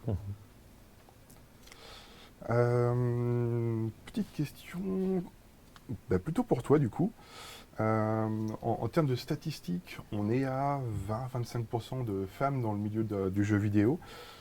Au niveau de l'école, où est-ce que ça en est? Est-ce que c'est davantage? Alors au niveau de l'école, par exemple, je prends l'exemple de la classe de Vincent, du coup, donc ils sont en dernière année, il n'y a qu'une fille dans sa classe. En deuxième année, je crois qu'il y en a 4. Et nous, on est 7 à peu près. Donc déjà, rien que là, on voit une évolution du nombre de filles qui rentrent dans l'école petit à petit. Mais c'est vrai que ça reste quand même pas beaucoup, comparé où du coup, nous, on était 32 dans la classe pour 8 filles au début, 7-8 filles. Il y a quand même une grande différence. Mais ça évolue petit à petit. Il y a des associations dans le milieu, je pense à Women in Games, qui est une branche française qui est très active. Okay. Est-ce que tu t'en fais partie? Est-ce que ça... Je connaissais pas du tout, pour le coup. D'accord. Qui est à la base une association internationale, donc il y a une branche française, et elles font des conférences, du networking, du mentorat, ce genre de choses. Okay. Et aussi de l'évangélisation, des interventions avec des jeunes en lycée, par exemple, histoire d'avoir plus de filles ensuite qui vont entrer. Oui, okay. Après, je tenais juste à dire que, on a été la première promotion de Montpellier. Pour le coup, nous, on a une proportion, mais que ce soit filles, garçons, mais aussi une population de ma promotion qui n'est pas du tout représentative de ce que va devenir ou ce qui est devenu directement après les promotions suivantes. Parce que du coup, il n'y avait pas eu de avant à Montpellier, ESMA jeux vidéo. Ouais, et puis le secteur évolue assez vite. Là, le 20-25% que j'avais pour l'industrie, je sais que ça a pris quelques points en à peine 5 ans. Donc il y a quand même une tendance à plus de mixité. Une autre question avant de passer un peu aux questions du public. Un gros sujet qui fait parler de lui en ce moment, c'est la partie intelligence artificielle. Qu'est-ce que vous en pensez tous les trois? Est-ce que ça vous fait peur? Est-ce que vous vous en servez? Pour le coup, c'est peut-être parce que spécialement je m'y intéresse, mais pour le coup, moi, ça me fait pas peur du tout parce que je considère que si ça n'avait pas été les intelligences artificielles, ça aurait été autre chose et que de toute manière, tous les métiers sont voués à évoluer de toute manière et qu'il faut se tenir à jour de ce qui s'y passe, enfin dans l'industrie en général, je parle même pas que du jeu vidéo. Mais aujourd'hui, et dès que ça a commencé, personnellement, moi je l'ai intégré à ma manière de travailler. Aujourd'hui aussi, ça m'aide de jour en jour, que ça soit dans le travail ou dans ce qu'il y a autour. Concrètement, tu utilises quel type d'IA? Est-ce que c'est du ChatGPT, des générateurs d'images? Est-ce que c'est Pour les coups, les générateurs d'images, ils sont utiles à moindre niveau parce que ça permet, de se faire une idée graphique de quelque chose assez rapidement, mais quand derrière nous on a un concept artiste qui peut griffonner quasiment aussi vite que j'aurais écrit la phrase, une image qui va être bien plus sensée que l'IA pourrait me donner. Bon, je préfère ne pas m'y attarder dessus, mais pour le coup, ChatGPT, ou du moins n'importe quelle IA qui va générer du texte, elles prennent tout leur sens à partir du moment où elles peuvent générer aussi du code, et donc là ça devient hyper intéressant. Parce que on va produire un morceau de programmation, un code, qui va avoir un problème. L'IA, on sait qu'en une demi-seconde, elle peut pointer le problème, nous expliquer pourquoi et nous expliquer aussi comment optimiser notre code. Donc là, je trouve que ça prend vraiment tout son sens et ça prend place dans le workflow en fait, de quelqu'un qui va avoir la nécessité de programmer. D'accord. Ouais, là, actuellement, l'IA, c'est un sujet qui est très bruyant, on va dire. Demain, on s'attend vraiment dans le milieu à utiliser ça quotidiennement. Moi, je l'utilise déjà assez souvent, finalement, quand, par exemple, je veux faire une fonction de progression sur, par exemple, l'attaque de mon personnage. Je sais que je vais utiliser... je sais que c'est quelque chose que j'ai déjà fait par le passé, mais qu'aujourd'hui, j'utilise l'IA pour aller plus vite parce que je sais ce que je veux et je sais comment lui dire. Après, l'IA, il y a une certaine, un certain savoir-faire dans le sens où il faut savoir lui parler, il faut savoir parler son langage, il faut savoir demander exactement. L'IA, c'est vraiment un exercice de poser la bonne question. Si tu lui poses la bonne question, il va sortir la bonne réponse. Mais il faut savoir, parfois, il faut savoir où est-ce que tu veux l'emmener avant même d'avoir ta réponse. Et c'est un outil qui est très très puissant et c'est un outil qui va être de plus en plus présent dans la production. Et moi, je m'attends vraiment à ce que ça soit un outil qui est notamment une pédagogie dédiée au sein des écoles de jeux vidéo, parce que c'est vraiment important pour... ça va nous permettre d'avoir des équipes qui soient extrêmement efficaces dans son utilisation et du coup qui en tirent le meilleur pour pouvoir améliorer les conditions de développement. Côté Ubisoft, est-ce qu'il y a des formations en interne autour de ça, des discussions? Il y a des formations, il y a beaucoup de formations à Ubisoft de manière mensuelle, mais pas spécialement sur l'IA. D'accord. Et il n'y a pas forcément de restrictions par rapport à l'usage? Je sais que certaines entreprises ont interdit d'utiliser ChatGPT par exemple, parce que ça peut récupérer les informations qu'on lui donne. Alors, potentiellement personnellement, quand j'utilise ChatGPT, je ne l'utilise pas sur mon ordi de travail. J'utilise sur un autre ordi ou mon téléphone, de manière générale. Parce que après, on est sur un serveur sécurisé à Ubisoft. Je ne sais même pas si ChatGPT marche sur ce serveur-là. Donc, effectivement, à partir du moment où ça peut récupérer nos données, il vaut mieux éviter quand on est dans une grosse entreprise. Mais il n'y a pas de restriction éthique, on va dire, d'utilisation. C'est-à-dire que si on va pas, ou en tout cas pas que je sache, on nous dit pas éviter d'utiliser l'IA parce que c'est pas éthique, parce que c'est de la triche ou que je sache. Et de ton côté? Moi, c'est vrai que je l'utilise pas du tout pour le moment. Après, je trouve qu'ils l'ont très bien dit tous les deux. De mon point de vue, en tout cas, c'est très bien à utiliser justement pour faire gagner du temps sur certaines choses, même si des fois, comme Vincent l'a dit, la personne peut être plus efficace et nous donner un résultat qui peut nous plaire plus et plus sensé. Mais c'est vrai que je n'utilise pas encore les IA. Voilà. Est-ce qu'on a peut-être des questions du public?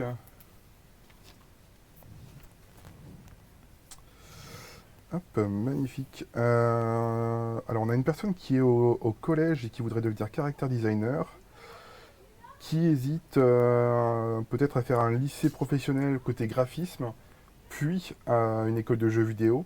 Est-ce que ça vous semble cohérent en termes de parcours? Je ne suis pas professionnel. Avec du coup deux formations qui seront enchaînées. Bon, en soi, ça me paraît pas illogique. Ouais, personnellement, je connais pas du tout le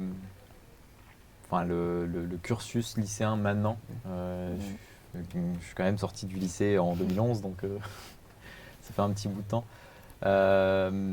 Mais ouais, dans tous les cas, quoi qu'il arrive, une école de jeux vidéo est là pour prendre des néophytes et les transformer en professionnels. C'est une formation professionnalisante, ou du moins c'est comme ça qu'on me l'a vendu. Je ne sais pas si c'est encore le cas aujourd'hui, mais c'est censé être une formation qui te transforme de rien du tout en un professionnel du jeu vidéo. Et donc en soi, si on peut faire si on peut avoir de l'expérience au préalable, tant mieux. Tu seras forcément devant les autres. Prendre de l'avance, c'est toujours une bonne idée. Maintenant, typiquement, tout ce que tu peux faire en background peut être utile sur ta carrière. Typiquement, moi, j'ai fait une prépa avant de rentrer dans l'école. J'ai fait une prépa mathématique et du coup, en fait, c'est notamment ça qui a permis d'avoir mon poste à l'Ariane, parce qu'il cherchait quelqu'un qui avait une appétence pour les mathématiques, pour intégrer notamment typiquement les fonctions dans le jeu, pour définir les fonctions correctement, et puis avoir un petit peu une approche scientifique. Donc on peut avoir tout et n'importe quoi en termes de background dans le jeu vidéo, et c'est ça qui crée aussi la diversité des profils. D'accord. Et c'est vachement enrichissant pour le coup. Moi, dans ma promotion, il y en a 2 qui venaient d'une licence en informatique. Certains qui venaient de lycées totalement artistiques.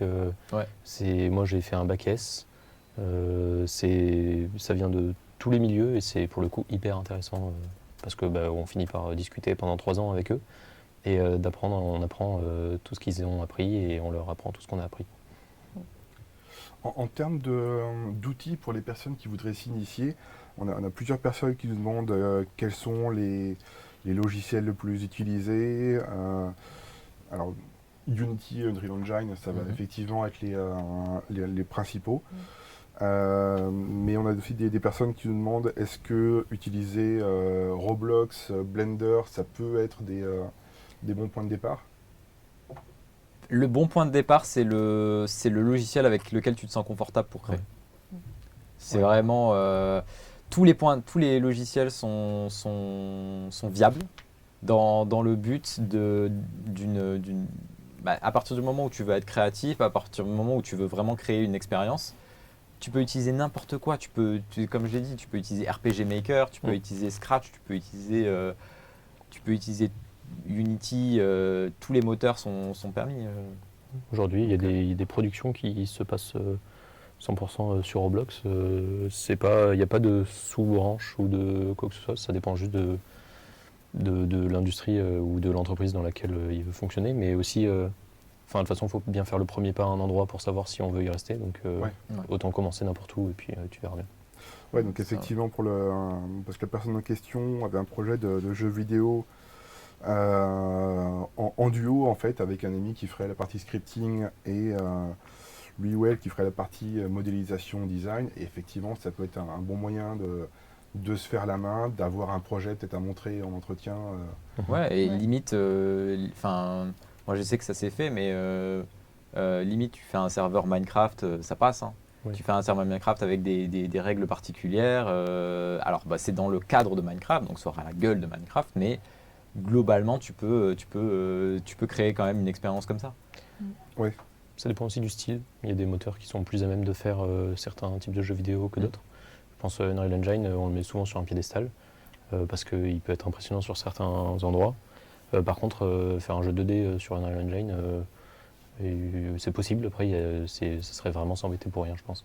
C'est ça. Après, ça c'est quand tu commences à apprendre un petit peu quand tu commences à rentrer dedans, ou vraiment quand tu veux faire un projet, il faut que tu étudies d'abord c'est quoi ta cible, c'est quoi tes besoins en termes techniques, et après tu choisis un moteur approprié par rapport à ça. Mais pour commencer, on va dire, tu peux faire ce que tu veux. Et effectivement, si tu veux commencer avec Unreal Engine, déjà t'es chaud, t'es motivé aussi. Ce que je veux dire, c'est que il y a aujourd'hui des moteurs comme Unreal, c'est vraiment des moteurs qui sont à but professionnel.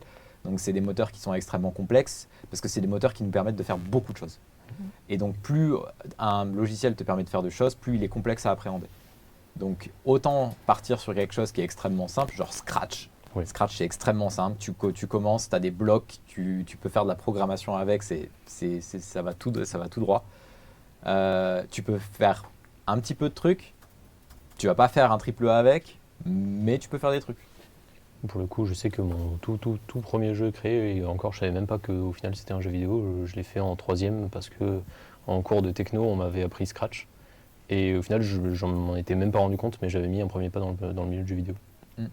D'accord. Et puisqu'on parlait de l'Unreal Engine qui peut être un peu compliqué, on nous demande si savoir coder est indispensable. C'est pas indispensable, mais c'est très fortement apprécié, peu importe le... Alors ça dépend de ton métier, ça dépend dans ton type de boîte. Par exemple, on va pas demander à un concept artiste à Ubisoft de coder, globalement. Ouais. De manière générale. Dans une plus petite boîte, par exemple, ce concept artiste, c'est aussi celui qui va intégrer ses concepts en jeu. Donc ouais, peut-être que coder, quoi qu'il arrive, avoir une connaissance en programmation, aussi surfacique soit-elle, c'est toujours intéressant d'un point de vue professionnel. Ça peut toujours te faire gagner des points, peu importe. C'est toujours plus utile. J'ai envie de dire les 3 skills les plus importants dans le jeu vidéo, ça va être la communication. Ça, c'est alors, je suis peut-être biaisé parce que je suis designer, mais pour moi, le skill numéro 1, c'est la communication. Et pour moi, c'est vrai pour tout. Et du coup, par extension, la capacité à parler anglais. Donc, après, les compétences techniques viennent en 3e, mais c'est toujours appréciable. Voilà. C'est toujours un plus. Et après, ça dépend de ton background, encore une fois. Genre, soit tu as des appétences un petit peu plus techniques ou un petit peu plus artistiques. Et du coup, tu vas répondre à différents types de profils, à différents types de recherches d'emploi. Après, je vois beaucoup d'élèves aujourd'hui dans les écoles de jeux vidéo en général qui se rendent compte, une fois qu'ils y sont, que faut aussi faire d'autres choses, il faut aussi programmer. Et pour eux, c'est absolument impensable. C'est sûr que s'ils veulent faire 100% de la 3D ou 100% du concept artiste, je pense qu'il y a des écoles plus spécialisées. Parce qu'aujourd'hui, une école de jeux vidéo, c'est polyvalent. Et c'est assez généraliste parce que ça a montré les bases. Donc, mais pour le coup, apprendre à programmer, même pour quelqu'un qui ne le fait pas, ça aide aussi à la communication dans le sens où savoir ce que fait son voisin dans un studio, je pense que c'est essentiel de savoir ce qui se passe autour de nous, même si on ne le fait pas. Ouais, c'est vrai que c'est quelque chose aussi qu'on voit pas mal aussi dans l'animation, les effets visuels. Comme on est amené à communiquer avec d'autres départements, d'autres spécialités, ne serait-ce qu'avoir une petite expérience, ça permet de comprendre un peu les enjeux et les contraintes que eux vont avoir. Et donc Ça permet de parler la même langue, ouais. C'est ça. C'est sûr. Et puis on se refile le même travail, c'est-à-dire qu'aujourd'hui, dans la production du coup de ma dernière année, le concept artiste qui est derrière moi, il a dessiné un personnage qui est super, mais il doit aussi savoir comment moi je vais le modéliser derrière, comment il va être rigué derrière, comment il va être animé derrière, pour le dessiner, que ça soit possible au moins pour nous derrière. Parce qu'il peut aussi produire un millier de choses impossibles, qui sont pourtant super belles, mais impossibles à réaliser, donc il doit aussi savoir comment nous on fonctionne derrière. Tout comme moi, quand j'ai modélisé un des personnages, je dois savoir faire en sorte que derrière, celui qui va le riguer et l'animer, il puisse. Donc il faut aussi que je sache comment eux fonctionnent. D'accord. Est-ce que vous, en tant qu'élève, vous auriez des questions à poser à Geoffrey ? Moi j'en avais une tout à l'heure, quand tu parlais de savoir négocier, savoir sa place dans l'industrie au niveau de toute la partie salaire, etc. Tu parlais emploi, pas du tout stage. Les stages en soi, ils sont... Alors non, effectivement, du coup, pour répondre à ta question, je parlais pas du tout stage. Déjà, de base, il faut savoir que la loi française doit rémunérer les stages de plus de 2 mois, à une hauteur très, très particulière. Aujourd'hui, ça a dû changer d'ailleurs le montant. Donc je vais pas dire celui que j'avais à l'époque, mais à partir du moment où tu quittes la France, ce qui est possible, ce qui est envisageable dans notre métier, les lois vont pas forcément être les mêmes. Je sais typiquement que en Belgique, ils n'avaient aucune obligation de me rémunérer. Ouais. Ils l'ont fait quand même, c'est très sympa de leur part, mais il faut savoir aussi les cadres légaux dans lesquels tu vas faire ton stage et faire les demandes. Et après, ça dépend de l'entreprise, mais globalement, en vrai, il n'y a qu'en France où on se prend un petit peu la tête sur le pognon, mais tu vas voir ton boss, tu lui dis j'ai déménagé, je vis dans un truc pour faire ce stage. Est-ce qu'il y a moyen est-ce qu'on peut s'arranger Et en général, les gens sont assez ouverts au dialogue de la rémunération si c'est un stage de 6 mois, ce qui se fait relativement souvent dans l'entreprise. Donc pour les stages, effectivement, dans un premier temps, quand tu es en stage, tu prends ce qu'il y a. Oui. Tu prends ce qu'on te donne. Après, plus tu vas évoluer dans l'industrie, plus tu vas parler à des gens déjà. Et du coup, comme tu vas parler à des gens, tu vas pas forcément te comparer à eux, mais tu vas comparer peut-être leur rémunération par rapport à leur expérience. Et tu vas te dire, ok, si eux, ils ont tant d'années et que moi, j'ai tant d'années et que eux, ils sont payés tant, peut-être que moi, je peux demander ça. Et tu peux commencer à avoir une discussion ouverte avec le recruteur avec lequel tu seras en relation. Oui. Je t'encourage, et d'ailleurs je vous encourage tous à parler aux recruteurs de ce type et pas avoir cette angoisse de c'est quoi vos prétentions salariales. Oui. Prétention salariale, c'est un mot qui fait peur, mais vraiment c'est un truc, ça doit être un dialogue ouvert avec le recruteur. Ça doit être quelque chose que, ok, j'ai tant d'années d'expérience, est-ce que je peux les mettre dans la balance pour pouvoir avoir genre peut-être une petite hausse de salaire à l'entrée, ou est-ce que c'est quoi votre politique d'embauche, de recrutement, de rémunération, comment est-ce que vous prévoyez mon évolution salariale pour les 5 prochaines années, parce que c'est quelque chose aujourd'hui qu'on peut demander, tu vois. Donc voilà, engagez la discussion, n'ayez pas peur d'en parler et ne vous dites surtout pas genre si je vais lui en parler alors ça va bloquer le recrutement, parce que si ça bloque le recrutement, c'est déjà votre profil, il n'était pas assez bon pour eux. Ouais, puis j'ai envie de dire, le fait que tu demandes, que tu poses la question de l'évolution sur plusieurs années, quelque part, c'est même limite aussi un point positif en tant que recruteur. Ouais, ça peut Parce que ça oui, montre que tu n'as pas l'intention de rester 6 tu te mois. projettes, voilà, c'est ça, tu te projettes un petit peu dans l'entreprise. Et ouais, effectivement, quand tu te projettes dans l'entreprise, bah, c'est un couple, hein. C'est-à-dire que quand tu te projettes, tu dois dire, ok, ben voilà, j'ai ça et ça comme projet. Est-ce que avec ce que tu me donnes, je vais avoir assez pour faire ces projets, pour continuer ma vie dans une situation qui est agréable, on va dire. Peut-être une autre question ou si tu avais une J'en ai interrogation pas en particulier. Non. Et sinon, côté public, on nous demande aussi le nombre de logiciels que tu utilises par projet. Alors, peut-être pas forcément toi personnellement, mais aussi les équipes autour de toi. Est-ce que ça joue ou pour le reformuler, est-ce que les personnes qui travaillent vont avoir tendance à jongler entre plein de logiciels ou à se focaliser sur deux outils? Ouais, après ça dépend. Alors le logiciel phare de n'importe quelle production, ça va être la messagerie interne. Messagerie, alors à Ubisoft, comme on est un peu sponsorisé Microsoft, on est sur Teams. Mais ça peut être Slack, Google Chat, ça peut être tout et n'importe quoi. Ça peut être Discord aussi, hein. Le but, c'est d'avoir une communication interne, active, et qu'on peut tracer à l'écrit pour avoir typiquement des comptes rendus de réunion ou alors des notes qu'on peut se passer. Ça, c'est indispensable pour tous les projets. Après, ça dépend de la boîte. Ça dépend de savoir si ils ont une engine, s'ils font eux-mêmes leur engine. Par exemple, sur Baldur's Gate et Beyond Good and Evil, je suis sur des engines in-house. Donc, c'est des engines qui sont produites, qui sont développées par les boîtes pour les besoins spécifiques du projet. Donc, avec ces engines, on va avoir tout un tas de logiciels tierces, que ce soit pour le son, la localisation, donc la traduction des textes dans différents langages, que ce soit pour l'animation, la modélisation 3D, l'exportation. Donc on utilise énormément de logiciels. Et globalement, une fois que tu as fait 2 ou 3 expériences professionnelles, tu vas être globalement à l'aise. C'est aussi le gros point positif de l'école que j'ai trouvé. C'était que ça te donne cette adaptabilité. Oui.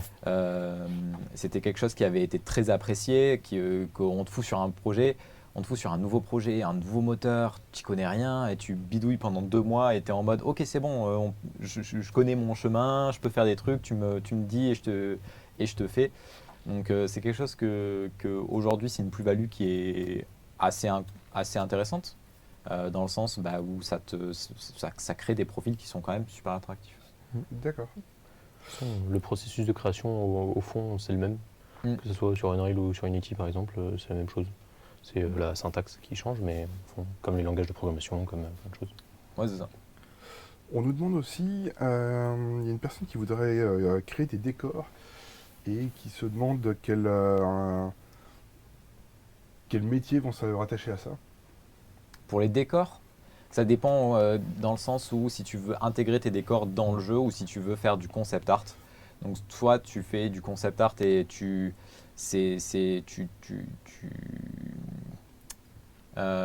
établis une charte graphique pour les environnemental artistes qui vont travailler après toi pour pouvoir les mettre dans le jeu. Oui, Ou alors tu es environnemental artiste toi-même et tu fais les décors toi-même dans les logiciels de 3D et tu les implémentes en jeu. Avec donc le métier de concept artiste qui va, on va dire, établir le design et l'environnement artiste qui lui va le concrétiser sous forme de modèle 3D. Globalement, ouais. D'accord. Le plan et l'architecte. C'est ça. Ouais. Une petite question aussi un peu plus personnelle. Comment tu as vécu ton intégration dans les studios? Est-ce que ça répondait à tes besoins? Peut-être, est-ce qu'il y a un processus spécifique? Alors, c'est une super question. J'avoue que ça, on n'en parle pas assez et c'est important. Dans le sens où, pour parler de mon expérience, c'est vrai que je suis arrivé à l'Ariane, donc, qui est basée sur Gand, donc une ville qui est flamande.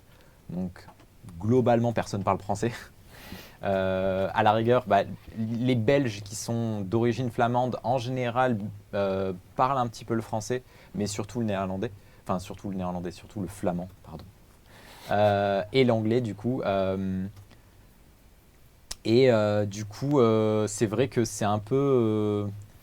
ça peut créer des barrières, c'est sûr. Alors après, ça dépend du studio, ça dépend des personnes. C'est-à-dire qu'à l'Ariane, je sais que j'avais des gens avec qui j'allais très facilement parce que dès qu'ils me voyaient, ils arrêtaient de parler en flamand, ils parlaient en anglais.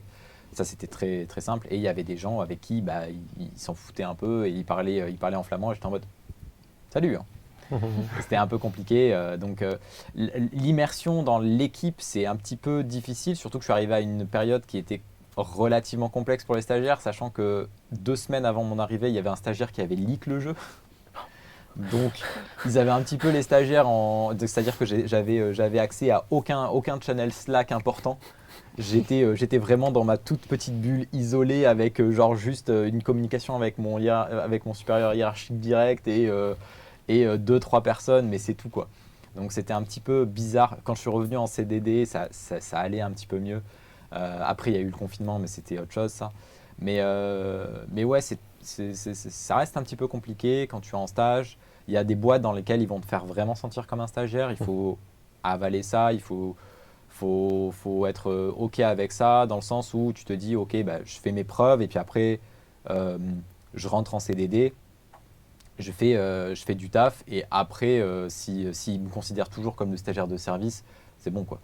Une fois que tu as fait tes preuves, tu n'as pas besoin de les impressionner pendant 2 ans, tu n'as pas besoin de travailler d'arrache-pied pour avoir un sens d'appréciation de tes collègues.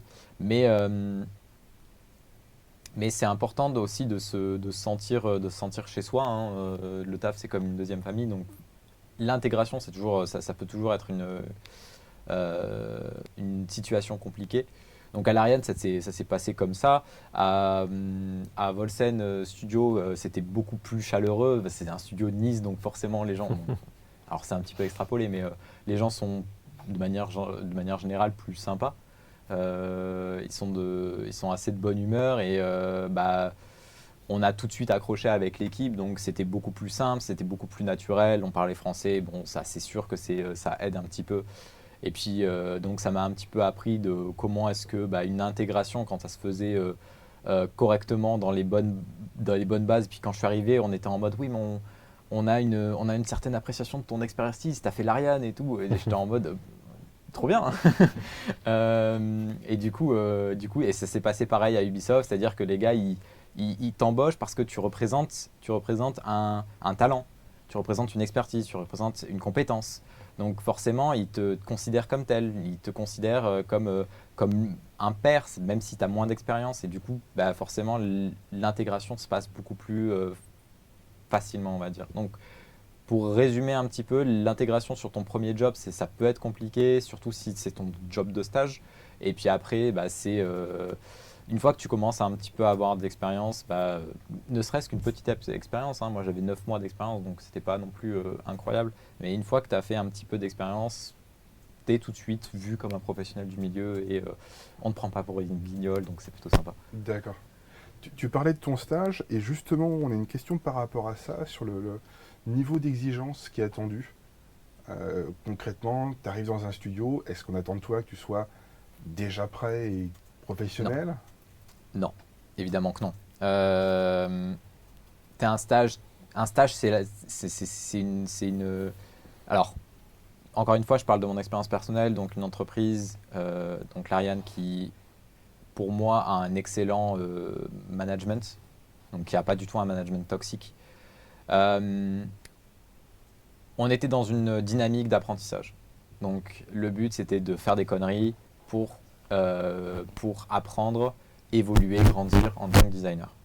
Le but, c'était, à la base, on me donnait des tâches, on me disait, fais ce que tu veux, genre, essaye de sortir un truc, et puis on revient d'ici 2 semaines. Ok, bon, je faisais mon truc. Typiquement, il y a une tâche où on m'a laissé pendant 2-3 semaines. J'ai pas été assez cherché le feedback. Je n'ai pas été assez communicatif sur cette tâche-là. On est venu me voir, on a dit mais est-ce que tu galères? Et je lui dis bah oui, je galère. Et puis, pourquoi tu ne nous l'as pas dit? Viens, on en parle, on discute. Du coup, on va te fixer un petit peu de deadline. On va te donner un truc un petit peu plus structuré pour que tu sois un petit peu mieux. Donc, et là, on commençait à avoir un vrai débat. Et puis, on m'a amené, on m'a encouragé, on m'a guidé, on m'a mentoré aussi énormément. Et ça m'a permis notamment de me sentir beaucoup plus à l'aise dans comment est-ce que j'allais au boulot tous les jours et dans le mindset que j'avais sur comment est-ce que je traitais mon travail. C'est-à-dire que je pouvais faire des erreurs et c'était OK. Bon, après, il y a des erreurs, évidemment, à ne pas faire. Des erreurs à ne pas faire. Des erreurs qui empêcheraient les autres personnes de la production de travailler, globalement. À partir de ce moment-là où tu fais pas ces erreurs-là, en théorie, ça va bien se passer, même si tu fais des erreurs de design ou que tu proposes des trucs un peu nazes, c'est pas grave. On est là pour apprendre, on est là pour se développer, on est là pour vraiment rentrer concrètement en contact avec l'industrie et le quotidien d'un développeur. Donc voilà. Ok. Et tu penses que c'est une norme aujourd'hui, ce traitement, ou pas du tout? Ce délire de... alors, j'ose espérer que c'en est une. D'accord. J'ose espérer que c'en est une, bien évidemment. Je sais qu'il y a des stages qui se passent beaucoup moins bien, notamment dans les plus petites structures où typiquement les gens sont un petit peu plus en rush. Je sais que globalement, plus tu vas dans une grosse boîte, plus ça va commencer à être régulé, ces trucs-là. Ouais. Donc en soi, typiquement, si tu vas faire ton stage à Ubisoft, tu ne devrais pas avoir trop de problèmes. A contrario, alors je te dis ça, et encore, on a eu un exemple très flagrant d'un stage qui s'est très mal passé à 2 bureaux de nous, quoi. Ouais, Donc, et c'était pas la faute du stagiaire, hein. C'était la faute d'un manager qui était complètement sous l'eau.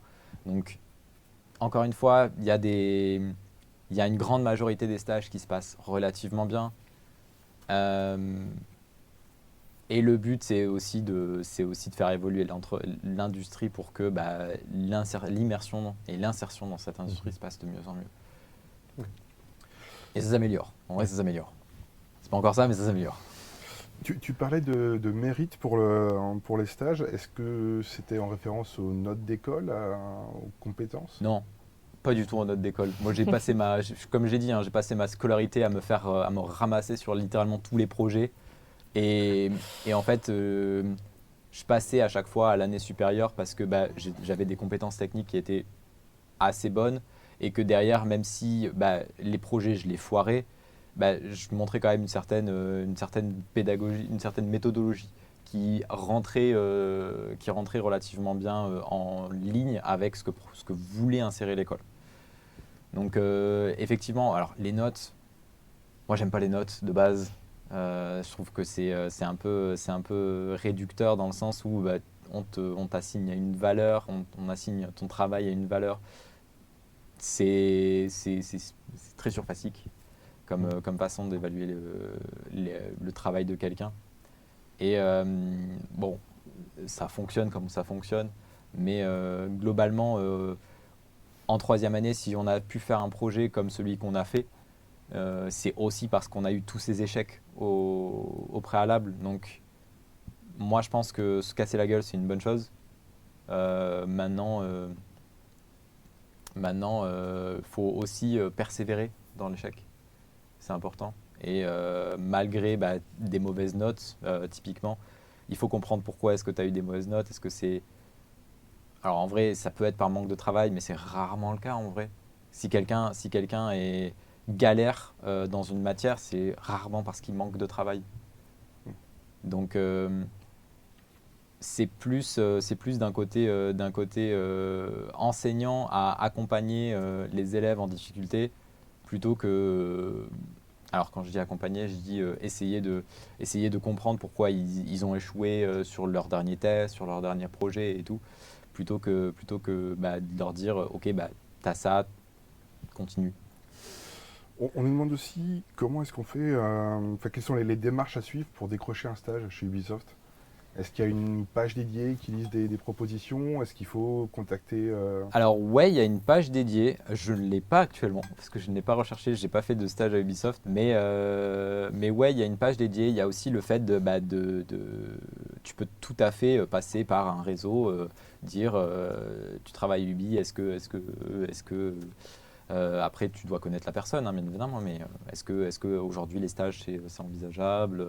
Quelles sont les démarches à suivre? Normalement, à Ubisoft c'est plutôt carré à ce niveau-là. Tu devrais trouver une page si tu recherches genre Ubisoft Job ou Une super stage, page. voilà. Je la connais Très bien. parfaitement. Elle est super. Ouais, c'est vrai que du coup, On sent que t'es prêt. vous les troisième année, normalement, vous devriez être en recherche de stage depuis déjà quelques mois. Ouais.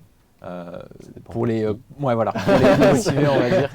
De manière générale, si les gens, il y a aussi, alors ça c'est un petit peu ce côté troisième année, c'est un petit peu bâtard dans le sens où on va te pousser à produire un jeu qui claque, un jeu qui marche très très bien, et on va te proposer de le faire en 9 mois, ce qui est une timeline. Alors je sais pas si c'est encore le cas.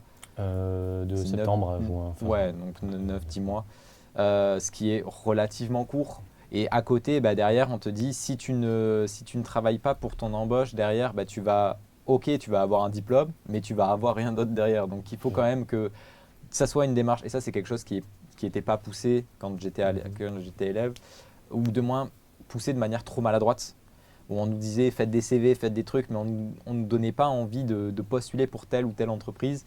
On nous disait juste faites des postulations, qu'est-ce que vous landez à faire votre jeu? Voilà, donc c'était un peu compliqué, c'était à chacun à se motiver, à trouver le temps et à se débloquer dans cette production acharnée du temps pour pouvoir postuler à différents postes, à différents stages, à contacter des professionnels, et ça pouvait prendre du temps. Moi je sais que typiquement le stage à l'Ariane, c'était un entretien, 2 tests. Et c'était 2 tests qui étaient relativement conséquents. Donc il y avait un test où il fallait vraiment faire une quête en entier. Donc tous les embranchements de dialogue, l'overview, les récompenses, les combats s'il y en avait. Donc vraiment énormément de choses. Et le deuxième test, c'était un test purement mathématique où on devait, là c'était un petit peu plus rapide, mais ça m'a pris quand même, il me semble, 1 jour et demi à faire. Donc c'est quand même quelque chose qui prend du temps. Et puis pour ma part, le test il a été concluant, mais pour des collègues à moi qui ont fait d'autres tests pour d'autres boîtes ou qui ont même fait ces tests-là, ça n'a pas marché pour eux, et du coup ils ont entre guillemets perdu du temps. Donc il faut aussi prévoir ça dans la troisième année. C'est un petit peu compliqué. Je trouve que c'est assez mal géré. C'était assez mal géré quand j'étais étudiant. Donc à voir comment ça se passe pour vous, quoi. Pour le coup, il y a un peu ce côté de faut faire des lettres de motivation, faut faire des CV, faut faire des stages, et bonne chance. On l'a ressenti un peu sur le moment. Mais après, on a eu du coup la venue de notre ancienne assistante pédagogique, qui est aujourd'hui HR à Ubisoft. Pas au recrutement, mais quand même HR. Et du coup, qui nous a bien aidés, qui nous a bien donné des conseils, tout ce qu'on avait besoin. Et ça n'a pas été la seule du coup à venir, à nous donner des conseils, parce qu'on a eu aussi la venue d'autres professionnels qui ne sont pas forcément de ce côté-là de l'industrie du jeu vidéo, mais qui ont fait le même parcours que toi, c'est-à-dire ils sont sortis de l'école, ils ont dû trouver un stage ou trouver un travail. Et du coup, ils nous ont aussi beaucoup conseillé là-dessus. Et du coup, ça nous a beaucoup aidés. Aujourd'hui, dans ma promotion, on a une seule personne qui a un stage pour l'instant. Elle a dû passer un test et pour le coup, il n'y a eu aucun problème avec l'école.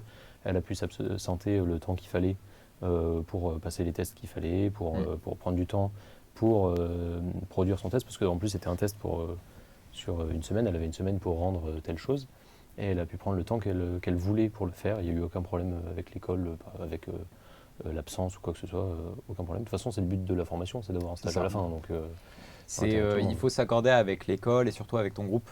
Oui, aussi. Nous, ça s'est relativement bien passé parce qu'on s'était dit dès le début que les emplois et les perspectives d'avenir étaient forcément au-dessus du jeu. Oui, évidemment. Et c'était pas grave si on sortait un jeu qui était buggé, si derrière on avait un job. C'est sûr. Mais Mais du coup, il faut être, c'est un processus. Il faut en parler avec son équipe, il faut communiquer. Encore une fois, c'est trop important et il faut se dire que faut se débloquer du temps. Il faut accepter que y a des gens qui vont pas avancer à la même vitesse que nous parce que typiquement ils ont 4 tests d'affilée à faire pour 4 boîtes différentes. Ça dépend aussi des profils, de comment est-ce qu'ils s'organisent. Donc faut être OK avec ça et il faut accepter le fait que ça va faire souffrir la prod. Parce que c'est clairement du temps que tu vas pas que tu vas pas passer sur ton jeu et c'est du temps du coup que tu vas pas passer à polish ton jeu et à faire un truc bien. Un bon exemple, c'est dans ma promotion, du coup, il y a 2 jeux, donc 2 groupes. Et pas le mien, mais l'autre groupe se sont accordés à dire que le vendredi après-midi, tout le monde prenait du temps pour faire son CV, pour faire tout son portfolio, qui est un taf énorme la plupart du temps. Ouais. C'est vrai qu'on n'en a pas parlé. Mais, et aussi des demandes, quelles qu'elles soient, que ce soit des tests ou autre chose. Donc le vendredi après-midi, tout le monde lâche la prod, enfin tous ceux qui en ont besoin du moins, et peuvent faire leur projet perso. Et donc ça fait du bien de se dire ça. Très cool. Ouais. C'est une bonne solution. Ouais. On me demande aussi si le fait de faire une école augmente les chances de trouver un stage. Oui. Ok, voilà. C'est évident, tu as du réseau, tu as les stands de l'école qui, mine de rien, est une vitrine sur tes capacités. C'est-à-dire qu'aujourd'hui, typiquement, si moi, derrière, j'ouvre une boîte indé ou pas, j'aurais beaucoup plus tendance à prendre quelqu'un qui est issu d'une école, pas forcément celle-ci, mais d'une école en manière générale, ou quelqu'un qui va venir en me disant ouais, regarde, j'ai fait ça, regarde mon portfolio, et le gars, il est autodidacte. Mais aujourd'hui, les autodidactes, ça se fait de moins en moins parce que aujourd'hui, on théorise beaucoup plus le développement, donc le fait de se dire que telle ou telle personne n'est pas passée par là, c'est tout de suite un frein à l'embauche. Ouais, puis on revient sur ce que tu disais, le fait d'être proche des méthodes de production, finalement, ce genre de choses. Ouais, et puis tu as le réseau aussi, c'est trop Ouais. important. Promotion, c'est des futurs collègues. Ouais. Le réseau, on avait fait une classification l'année dernière quand on avait fait la conférence ici, où on avait, je crois qu'on avait mis du moins au plus important, c'était les compétences, l'expérience, le portfolio et le réseau. Ouais, donc vraiment la partie réseau au top. Ouais, pour nous, c'est le réseau est trop important, de ouf. Ouais, puis c'est vrai, et je pense que côté ESMA, pour les personnes qui hésitent aussi sur la partie animation 3D, ça se retrouve aussi, parce que c'est vrai que c'est des gens qu'on va retrouver dans les studios, à droite à gauche. Il y a même des gens qui, après le projet fin d'études, fondent un studio. Ouais. La semaine passée, j'étais sur le salon Laval Virtual, qui est sur tout ce qui est réalité virtuelle, et il y avait des gens qui ont sorti d'école, sont restés ensemble. Alors ils sont allés dans un studio tiers, mais il y a une partie de l'équipe qui bossent toujours ensemble. On a beaucoup de alors pour ce qui est du cursus à Toulouse, on avait beaucoup de quelques-uns, on va dire, quelques-unes des équipes qui sortaient de l'école et qui directement fondaient un studio et polishaient leur jeu, ou alors faisaient des trucs de commande. C'est compliqué, c'est difficile à faire, je pense. Bon défi. C'est un très bon défi. Après, il faut être dans le bon mindset, il faut apprécier ses collègues. Faut accepter le fait que tout le monde a la même expérience et qu'il y a quelqu'un qui doit prendre le lead et que ça soit accepté par les autres. Ça, c'est très compliqué à faire aussi. C'est quelque chose que typiquement, quand tu rentres dans la prod en 3e année, il y a un tel qui va être référent design, un tel qui va être référent art, un tel qui va être référent scénario. Et genre, ce qu'il dit, c'est de l'or et il faut l'accepter. Et il faut accepter que ce gars-là, il peut se planter aussi, puisque finalement, il n'a pas d'expérience comme vous tous. Et il faut aussi accepter que ce gars-là, il faut mettre son ego de côté, et c'est la partie vraiment difficile. Et quand tu crées une entreprise, tu as tout ça, et tu as aussi du coup une énorme partie financière en jeu, où du coup, comme tu crées une entreprise, elle doit être rentable, tu dois créer, tu dois produire, et tu as une timeline relativement serrée parce que tu n'es pas connu. Et du coup, tu dois faire des jeux de commande ou alors tu essayes de sortir un banger dès ton premier jeu. Enfin, c'est ce qui n'arrive jamais, bien évidemment, ce qui arrive une fois sur 1000. Donc c'est un peu compliqué. C'est beaucoup de stress et il faut savoir encaisser. Mais ça doit être incroyable comme expérience. On nous demande aussi de revenir un peu sur la différence entre gros et petit studio, et en particulier, est-ce que dans une grosse machine type Ubisoft, il n'y a pas un côté travail à la chaîne un peu impersonnel? Est-ce que ça reste un peu humain quand même? Ouais, bien sûr. En fait, comme j'ai dit, hein, quand tu designs, tu mets un petit peu toi dans le jeu. Donc, tu as ta vision. En fait, quand tu designs des trucs, tu intègres ta vision dans le jeu. Donc, ça peut pas être impersonnel. Tu es obligé, quoi qu'il arrive, quand tu traites une question de design, alors, je parle pour mon expérience en tant que designer, pour le coup, quand tu traites une question de design, tu prends un point de vue. Donc, c'est forcément subjectif. Je pense que la personne peut parler moins en termes de design que d'interaction avec l'équipe, avec les collègues au jour le jour, la hiérarchie. Plus l'équipe est grande, plus tu dois communiquer globalement. Et donc plus l'équipe est grande, plus l'équipe est entre guillemets vivante, dans le sens où typiquement on a des collègues d'anciens élèves qui ont formé, qui sont dans une toute petite boîte, ils sont 4 dedans. Ils savent ils savent ce qu'ils doivent faire, ils communiquent de manière générale tous les jours. Mais là, pour le coup, leur jeu, c'est leur bébé, donc ça a on va dire, ça a une importance émotionnelle forte, finalement. Il y a quand même beaucoup de persos dans ce qu'ils font, dans ce qu'ils peuvent faire et dans leur interaction. Là où, par exemple, à Ubi, on doit rester toujours professionnel, ça c'est sûr. Mais quoi qu'il arrive dans toutes les boîtes, de manière générale, on doit rester professionnel. Il y a énormément de travail sur la forme de ta communication aussi, où il faut que tu prennes en compte que ce gars-là, il n'a peut-être pas forcément le même background que toi, et il n'a pas forcément la même culture, parce que du coup, nous, en tant que Ubisoft, on travaille avec des gens du monde entier. Donc il faut savoir aussi adapter son dialogue à la culture du gars à qui, ou du gars ou de la femme avec qui tu parles, tu interagis. Donc c'est important. Et c'est un autre challenge en fait, c'est un autre challenge. Et pour répondre à la question très concrètement, non, ça fait pas usine Ubisoft, ça fait pas usine, loin de là. C'est très vivant, on a l'impression que c'est une course effrénée parce qu'on sort, enfin Ubisoft, le brand sort vraiment un jeu à l'année, si ce n'est plus, un triple A à l'année on va dire. Donc c'est difficile de voir ça d'un point de vue extérieur, mais il faut savoir aussi que c'est des dizaines et des dizaines de studios, des milliers d'employés. Typiquement, à Montpellier, on travaille que sur 2-3 projets à tout péter. Donc, et sachant que 80% de la force de frappe, c'est sur BGE. Donc, Ouais. chaque studio travaille à son rythme, chaque studio a son écosystème, a sa façon de gérer les gens. Et c'est quelque chose qui est différent pour chaque studio d'Ubisoft et pour chaque studio à travers le monde aussi. Ok. Eh ben, merci beaucoup. On a largement dépassé le temps prévu. Donc malheureusement, on va devoir s'arrêter là. Ok. Merci à toi énormément d'avoir pris de ton temps. Je sais que Merci c'est à un vous. planning très serré d'être venu. Merci à vous deux aussi d'avoir pris de votre temps, puisqu'il y a les études Avec à plaisir. poursuivre à côté. Avec plaisir. La conférence sera disponible en replay a posteriori si vous vous êtes absenté à un moment.